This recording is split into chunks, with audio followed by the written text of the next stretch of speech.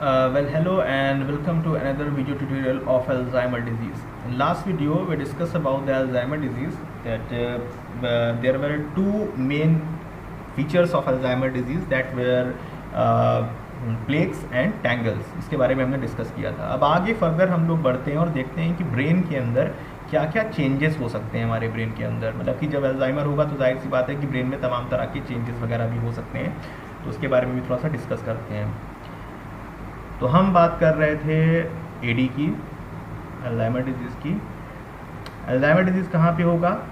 Obviously brain में. Brain ही affected होता है. अब ब्रेन के अंदर होता क्या क्या है, ठीक है. पहली चीज़ तो ब्रेन के अंदर होती है, उसको कहते हैं हम लोग एट्रोपी. एट्रोपी होती है. एट्रोपी में क्या होता है? ब्रेन जो होता है वो श्रिंक करना स्टार्ट करता है. श्रिंकेज यानी कि ब्रेन जो है वो सिकुड़ना स्टार्ट करेगा एट्रोफी की वजह से. दूसरा क्या होता है कि अच्छा, ब्रेन के अंदर जो हमारा सेरिब्रम है उसके अंदर आपको पता है उसमें गायराई और सल्काई प्रेजेंट होते हैं.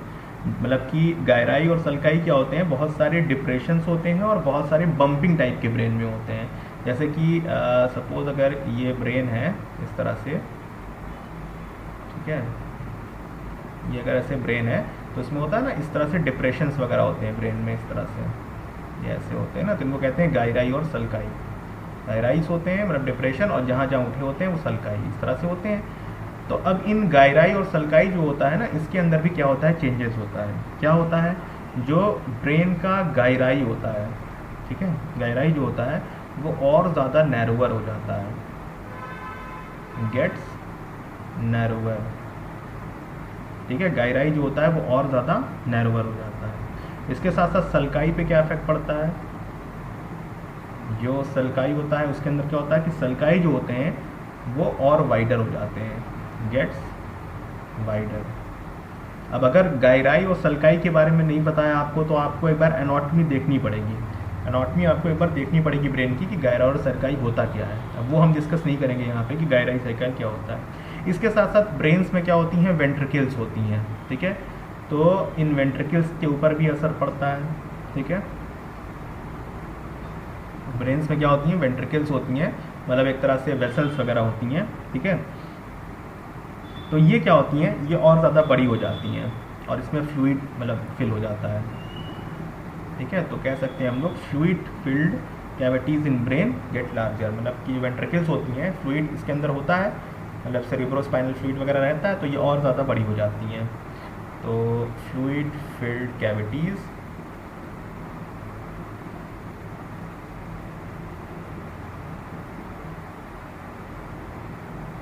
इन ब्रेन गेट्स लार्जर, ठीक है. ये हो जाता है. तो ये ब्रेन के साथ मॉडिफिकेशंस होता है अल्जाइमर डिजीज़ के केस के अंदर, ठीक. अब आगे हम लोग बढ़ते हैं. नेक्स्ट हम लोग देखते हैं कि जो अल्जाइमर डिजीज़ होता है, ठीक है, वो दो तरह का होता है, ठीक है. एडी को हम लोग दो तरह से क्लासीफाई करते हैं.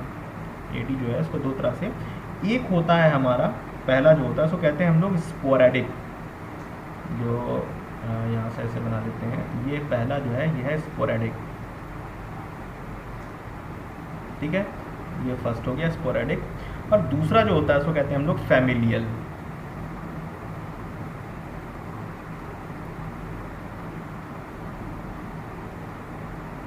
दूसरा जो होता है वो होता है फैमिलियल. पहला हो गया स्पोरेडिक और दूसरा हो गया फैमिलियल, ठीक. दो हो गया. अब जो स्पोरेडिक होता है इसका जो ऑनसेट होता है ये थोड़ा सा लेट होता है, ठीक है. इसका ऑनसेट जो है ये थोड़ा सा क्या होता है? लेट होता है. और इसके अलावा एक और होता है, मतलब ये पहला हो गया, वो हो गया, और एक तीसरा जो होता है उसको हम लोग कहते हैं नॉन जेनेटिक. एक नॉन जेनेटिक होता है, तो इसके बारे में बाद में डिस्कस करेंगे. पहले ये स्पोरेडिक. अब ये जो है स्पोरेडिक जो होता है ये अराउंड 90 to 95% केसेस के लिए रिस्पॉन्सिबल होता है स्पोरेडिक में. और इसका जो ऑनसेट होता है वो लेट होता है, लेट ऑनसेट होता है, लेकिन ये सबसे ज़्यादा 90 to 95% केसेस के लिए रिस्पॉन्सिबल होता है.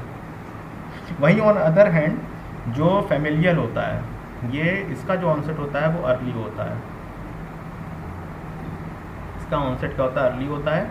और ये जो होता है ये अराउंड 5 to 10% केसेस के लिए क्या होता है? रिस्पॉन्सिबल होता है. ठीक है। अब जैसे हम लोग बात करते हैं कि अब जैसे कि हो क्या रहा है, तो अब इसके अंदर क्या होता है कि अगर हम लोग रिस्क फैक्टर के बारे में बात करते हैं तो रिस्क फैक्टर में क्या क्या आपका आ जाएगा। रिस्क फैक्टर के बारे में अगर बात करते हैं इसके, तो रिस्क फैक्टर के अंदर आपका आ जाएगा, पहला तो जेनेटिक होता है, इन्वायरमेंट से हो सकता है, ठीक है, जेनेटिक हो सकता है, इन्वायरमेंटल हो सकता है, मतलब इन्वायरमेंटल में कुछ कंडीशन है जिसकी वजह से हो सकता है। एज जो होती है वो भी एक रोल प्ले करती है, इंपॉर्टेंट रोल प्ले करती है एज के अंदर हम कह सकते हैं कि जो जैसे कि जिनकी एज जो है, ठीक है, वो 60 से 65 साल जो होती है तो उनके एज में मतलब कि ये करीब करीब 1% अफेक्ट करता है। यानी कि अगर 60 से 65 साल की एज है तो इसके लिए 1% अफेक्ट करता है, लेकिन अगर एज जो है वो अराउंड हमारी 85 है या 85 से ज़्यादा है तो इसके अंदर जो होता है ये 50% चांसेस होते हैं हमको होने की, ठीक। ये इसके रिस्क फैक्टर हैं। अब इसके अंदर क्या होता है कि इसके अंदर एक जीन होता है, वो रिस्पॉन्सिबल होता है इसके लिए, ठीक है। उस जीन का नाम क्या होता है, एक जीन होता है। अगर हम लोग जैसे जेनेटिक अगर बात करते हैं कि जेनेटिक अंदर जेनेटिक होता है तो इसमें एक होता है जीन, ठीक है। इस जीन को हम लोग कहते हैं E4 एलील ऑफ एपोलिपोप्रोटीन। ये क्या होता है, E4 एलील ऑफ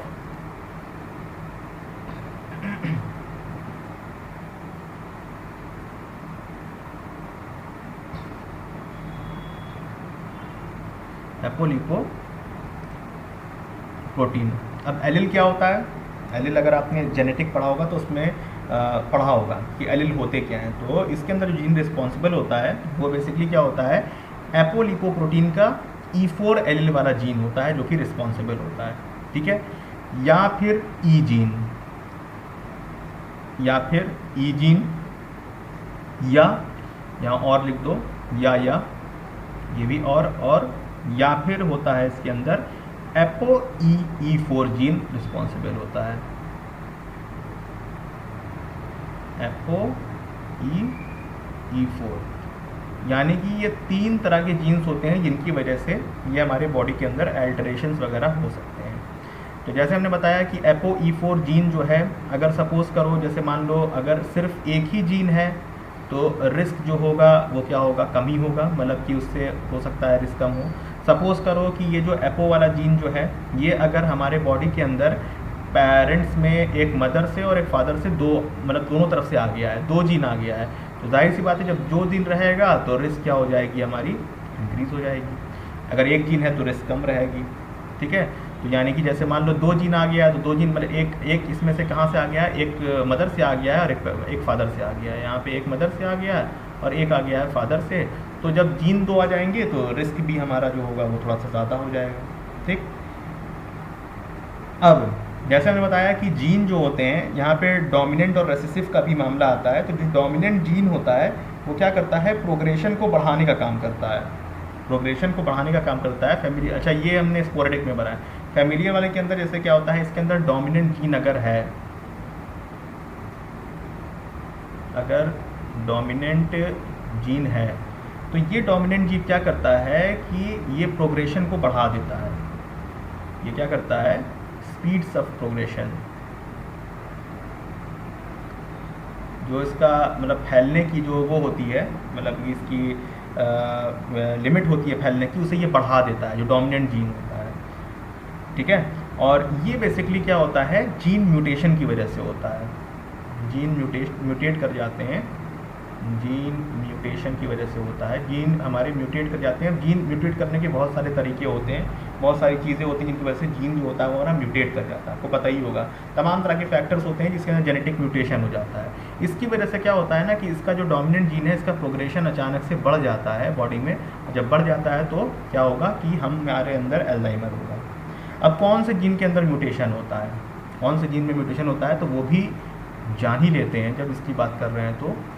तो 2 जीन होते हैं, एक होता है इसको हम लोग कहते हैं PSEN1 और एक होता है PSEN2। एक होता है पी सेन 1 और एक होता है पी सेन 2। ये दोनों जीन जो होते हैं, ठीक है, यहाँ और लिख लेते हैं बीच में, इन्हीं के अंदर क्या होता है, म्यूटेशन होता है। अब म्यूटेशन किसी वजह से भी हो सकता है, कहा ना हमने बताया था कि इटियोलॉजी का कोई वजह नहीं होती है, किसी वजह से भी हो सकती है हमारी बॉडी में। अब जैसे ये दोनों जीन है, इनका म्यूटेशन हो गया, तो अब ये दोनों जीन जो है, इसमें से जो पीसेन वाला है ये प्रेजेंट होता है क्रोमोसोम 14 पे, ये वाला जो प्रेजेंट होता है ये प्रेजेंट होता है क्रोमोसोम 1 पे, ठीक है। अब ये दोनों जो होते हैं ये इनकोडिंग करते हैं, इनकोडिंग करते हैं किसके लिए, तो ये वाला इनकोड करता है जो क्रोमोसोम 14 पर है, ये इनकोड करता है किसके लिए, प्रीसेलिन 1 के लिए।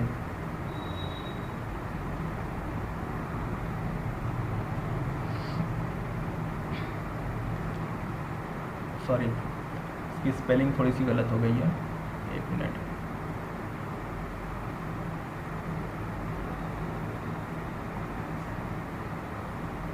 प्रीसेलिन 1 के लिए ये कोड करता है, और इसी तरह से ये वाला जो है, मतलब कि क्रोमोसोम्स फर्स्ट वाला, ये प्रीसेलिन 2 के लिए, प्रीसेलिन 2 के लिए इनकोड करता है, कोडिंग करवाता है, यानी कि इनकोड करता है, ठीक। पीसेन 1 पीसेन 2।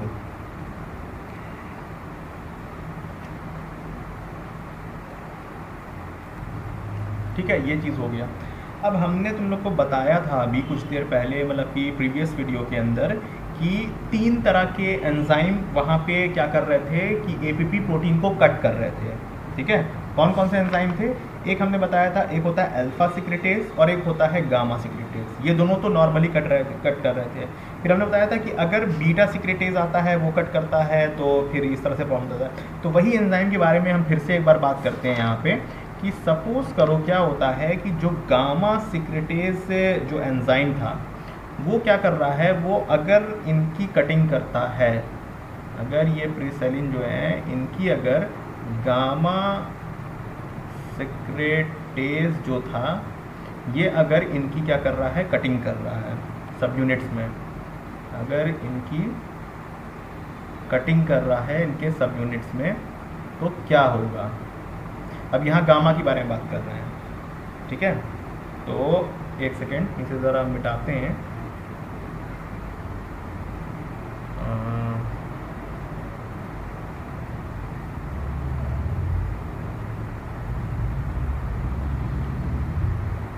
हमको गामा सिक्रेटेज के बारे में बात करना है कि अगर जो प्रीसेलिन वाला जो जीन है, अगर, अरे मिट जाओ भाई, क्यों नहीं रेज हो रहा है,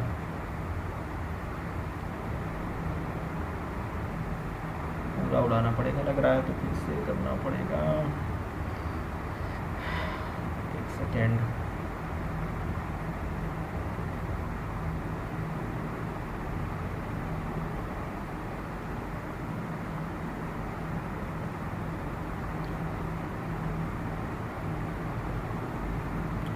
ठीक है, तो जैसे हमने बताया प्रीसेलिन के बारे में, जगह थोड़ी सी खाली कर दिया यहाँ पे, चलो ठीक है, ये भी हटा देते हैं, ये भी हटा देते हैं, ये भी हटा देते हैं, ठीक, ये जगह खाली हो गई हमारी।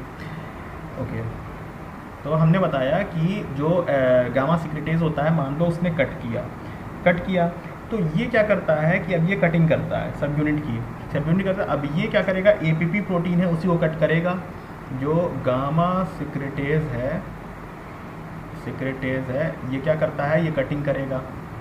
मान लो ये कटिंग किया किस चीज़ की, एपीपी प्रोटीन की, लेकिन कोई दूसरे लोकेशन पे, ठीक है, अदर लोकेशन पे इसने कटिंग की। कई हमने लोकेशन बताई थी ना, तो अदर लोकेशन यानी कि किसी दूसरे लोकेशन पे ये क्या कर दिया, इसने कटिंग की। इसके कटिंग करने की वजह से क्या होता है कि जो मॉलिक्यूल प्रोड्यूस होता है, जो मॉलिक्यूल प्रोड्यूस होगा वो थोड़ा सा क्या होता है, डिफरेंट होता है। यानी कि जो बीटा एमिलॉइड मॉलिक्यूल होते हैं वो डिफरेंट तरह के प्रोड्यूस होते हैं बॉडी में, यानी कह सकते हैं different type of beta amyloid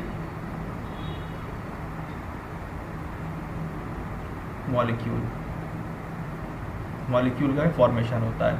अब जब ये different type of beta amyloid molecule का फॉर्मेशन होगा तो ये जो मॉलिक्यूल्स होते हैं ये प्लेक्स को क्या करते हैं, ज़्यादा बेटर तरीके से फॉर्म करते हैं बॉडी के अंदर। यानी ये जो डिफरेंट तरह के मॉलिक्यूल्स होंगे बीटा एमिलॉइड के, ये क्या होंगे, इनको कह सकते हैं बेटर एट फॉर्मिंग प्लेक्स। यानी क्या करेंगे, ये प्लेक्स का जो फॉर्मेशन करेंगे वो और बेटर करेंगे, तो उसकी वजह से भी प्रॉब्लम हो सकती है। ठीक, ये हो गया। अब एक हमारा बचता है ये आपका जो तीसरा वाला हमने बताया था नॉन जेनेटिक। तो नॉन जेनेटिक को भी चलो देख ही लेते हैं इसी के अंदर, कि एक हमने थर्ड बताया था कि वो होता है नॉन जेनेटिक। तो थर्ड देख लेते हैं हम।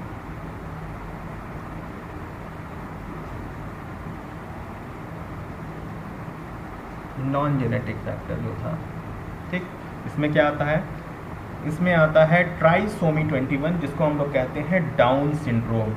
इसमें क्या आता है, इसमें आता है ट्राइसोमी 21।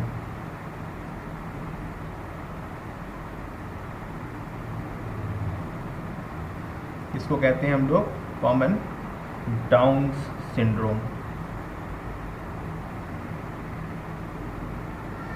ये हमारे नॉन जेनेटिव कॉज हो सकते हैं।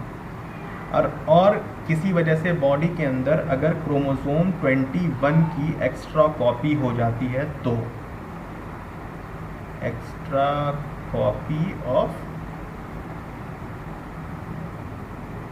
क्रोमोसोम 21, अगर क्रोमोसोम 21 की एक्स्ट्रा कॉपी हो जाती है, ठीक है, तो इसकी वजह से क्या होगा, अगर क्रोमोसोम 21 की एक्स्ट्रा कॉपी हमारे बॉडी में बन जाती है तो ज़्यादा एपीपी जीन का फॉर्मेशन होगा। ठीक है, एक्स्ट्रा एपीपी जीन फॉर्मेशन, ज़्यादा एपीपी जीन का फॉर्मेशन होगा। ठीक है, जब ज़्यादा एपीपी जीन का फॉर्मेशन होगा तो क्या होगा, ज़्यादा एमिलॉइड प्लेक का बिल्डअप होगा, ज़्यादा एमिलॉइड प्लेक बिल्डअप।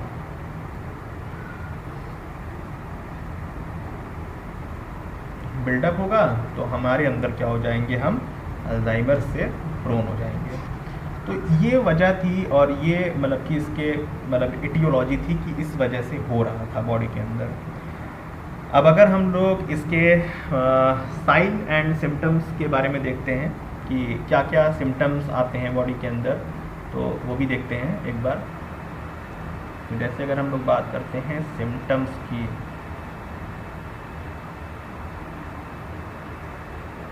ठीक है, तो क्या होता है सिम्टम्स में।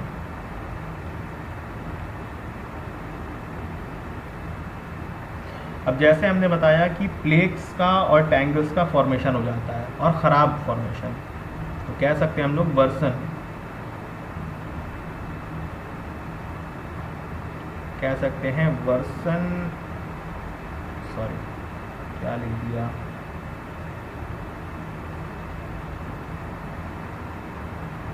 वर्सन प्लेक्स या टैंगल्स, बिल्डअप हो ही जाता है, और क्या करता है, and cause damage to neuron. ठीक है, न्यूरॉन को डैमेज ही कॉज करेगा जो प्लेक्स और टैंगल्स का फॉर्मेशन हो जाता है। ठीक, अब होता क्या क्या है, जैसे कि अगर हम लोग एक देखते हैं, इसका प्रोग्रेशन देखते हैं कि हो क्या रहा है, तो वो भी देखते हैं एक बार प्रोग्रेशन। यहाँ पे जैसे एक हम छोटी सी टाइमलाइन टाइप बना लेते हैं, सपोज करो एक टाइमलाइन बना लेते हैं, ये इस तरह की, जैसे फेसबुक पर होती है ना टाइमलाइन, वही फेसबुक की तरह से एक टाइमलाइन बना लेते हैं। ठीक है, ये हो गई इधर, ये स्टार्टिंग हो गई, ये एंडिंग हो गई। ठीक, अब स्टार्टिंग में क्या हो जाएगा, देखो स्टार्टिंग में क्या होगा, शुरू में तो जब अल्जाइमर स्टार्ट होगा तो शुरू में क्या हो सकता है, ये डिटेक्ट नहीं हो सकता है, तो कह सकते हैं हम लोग माइट नॉट बी डिटेक्टेड। शुरुआत में क्या हो जाएगा, माइट नॉट बी डिटेक्टेड। शुरू में हम लोग इसको डिटेक्ट नहीं कर पाए, ठीक। उसके बाद फिर थोड़ा सा आगे बढ़ते हैं तो क्या हो सकता है, ठीक है, शॉर्ट टर्म मेमोरी लॉस हो सकती है हमको, शॉर्ट टर्म मेमोरी लॉस, मतलब आप गजनी बन सकते हैं। आपकी बॉडी के अंदर क्या है, शॉर्ट टर्म मेमोरी लॉस हो सकता है, आप गजनी बन सकते हैं। जैसे कि आप कॉमनली अपना ब्रेकफास्ट क्या किया था वो भूल गए, खाना खाने के बाद भूल गए क्या लिया था ब्रेकफास्ट में, ठीक है, ये हो गया। थोड़ा सा और आगे बढ़ते हैं, प्रोग्रेस हो रहा है, अल्जाइमर जो है वो ये अल्जाइमर है ना, एडी जो है इसका प्रोग्रेशन हम लोग देख रहे हैं कैसे प्रोग्रेस कर रहा है। ये पहले डिटेक्ट नहीं हो सकता था, फिर शॉर्ट टर्म मेमोरी लॉस हो सकता है, ठीक है। उसके बाद फिर हमारे बॉडी के अंदर जो हमारे मोटर स्किल्स और लैंग्वेज हैं उनका लॉस हो सकता है। क्या हो सकता है, loss of motor skills, motor skills का लॉस हो सकता है। जैसे कि हम किसी के हेल्प के बिना खाना नहीं खा पा रहे हैं, ठीक है, तो कहते हैं इसको हम लोग मोटर स्किल्स का लॉस होना, कि ईटिंग विदाउट हेल्प,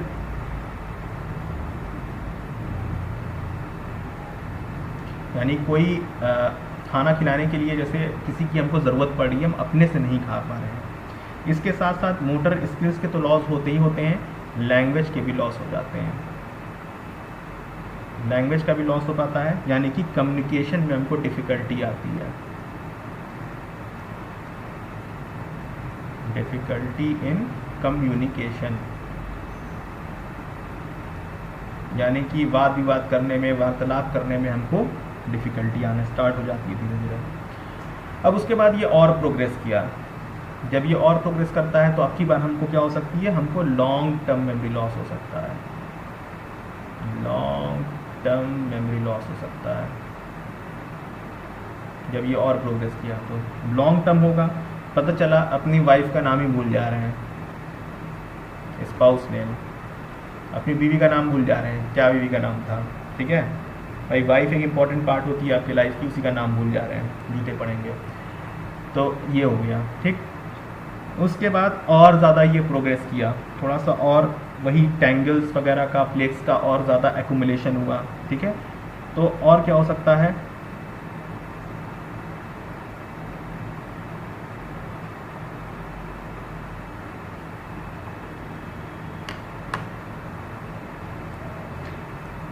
ठीक है। और ये क्या हुआ, और फिर ये थोड़ा सा और प्रोग्रेस हुआ, तो प्रोग्रेस होने के बाद और क्या होता है, बॉडी के अंदर डिसओरिएंटेशन हो सकता है, डिसओरिएंटेशन हो सकता है। डिसओरिएंटेशन का मतलब क्या होता है, बाहर निकले, ठीक है, और गुम गए, मतलब कि खो गए, बाहर निकल के कहीं चले गए, वहाँ से रास्ता भूल गए घर का, खो गए। रिस्क ऑफ गेटिंग लॉस को कहते हैं डिसओरिएंटेशन। तो क्या हो सकता है, ये हो सकता है risk of getting loss.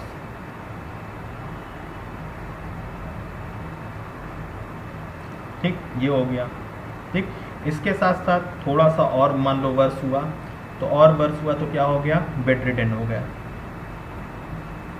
Bed ridden हो गया, यानी कि अब बिस्तरी सहारा है, बिस्तरी पे हैं, पड़े हुए हैं, उठ के अगर बाहर गए तो खोने का डर है, तो ये हो गया।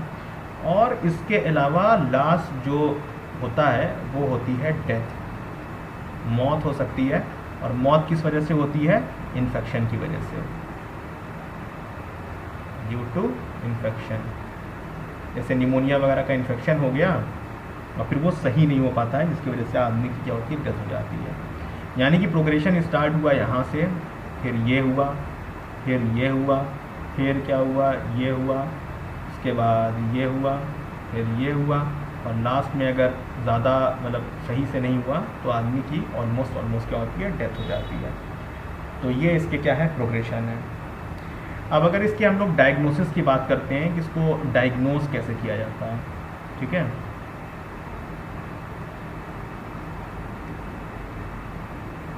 इसके अगर हम लोग डायग्नोसिस की बात करते हैं, इसको डायग्नोस कैसे करते हैं, तो बहुत सारी परेशानियां होंगी। डायग्नोसिस करना सबसे डिफ़िकल्ट काम,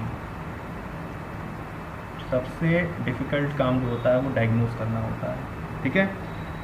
तो अब जो इसके अंदर डायग्नोस करने के लिए हम लोग इस्तेमाल करते हैं, इसमें जो सबसे मतलब होता तो है या बड़ा मुश्किल काम, लेकिन जो डेफिनेट वे होता है, जो डेफिनेट वे हम लोग कह सकते हैं इसको डायग्नोस करने का, वो होता है, इसको हम लोग कहते हैं brown biopsy. Brown biopsy, brown biopsy करते हैं ऑटोप्सी के बाद।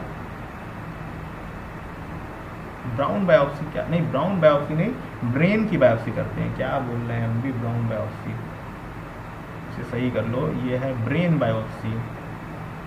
ब्रेन की बायोप्सी करेंगे ना भाई, ब्रेन में हुआ आफ्टर एटॉप्सी। एटॉप्सी होने के बाद यानी चीरफाड़ करने के बाद हम क्या करते हैं, ब्रेन को लेकर उसकी बायोप्सी करके देखते हैं कि क्या उसके अंदर टैंगल्स वगैरह या फिर एमोलॉइड प्लेक्स वगैरह का फॉर्मेशन हुआ है कि नहीं हुआ है, ठीक है।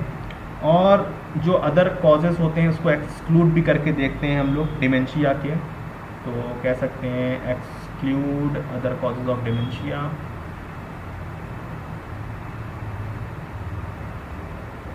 डिमेंशिया के जो अदर कॉजेज़ हैं उसको हम लोग एक्सक्लूड करके भी चेक कर सकते हैं कि भाई ऐसा तो नहीं ना है कि अल्जाइमर से रिलेटेड है, ठीक है। लास्ट बात करते हैं हम लोग ट्रीटमेंट की।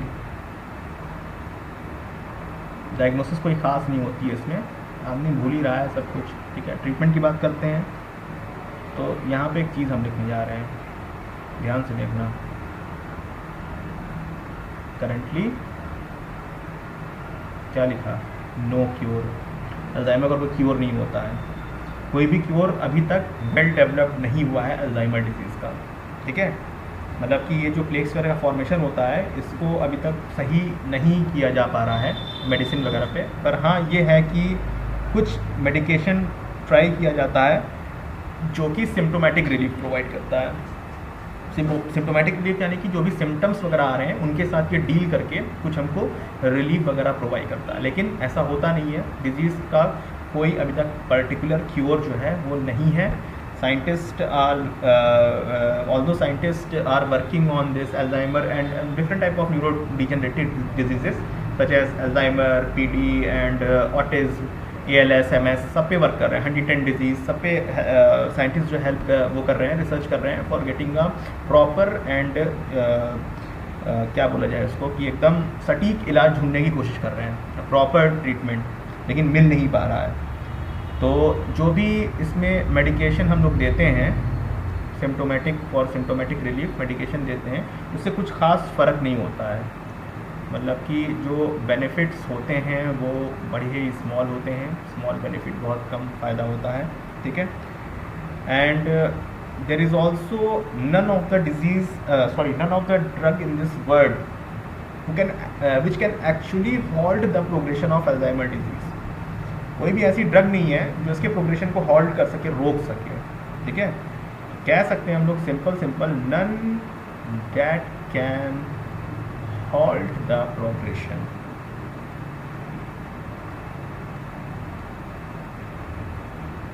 मतलब कि फैलने से रोक नहीं पाता है, ये रहता है कि वक्ती तौर के लिए हम लोग सिम्टोमेटिक रिलीफ वगैरह जो होता है वो पेशेंट को दिलवा सकते हैं।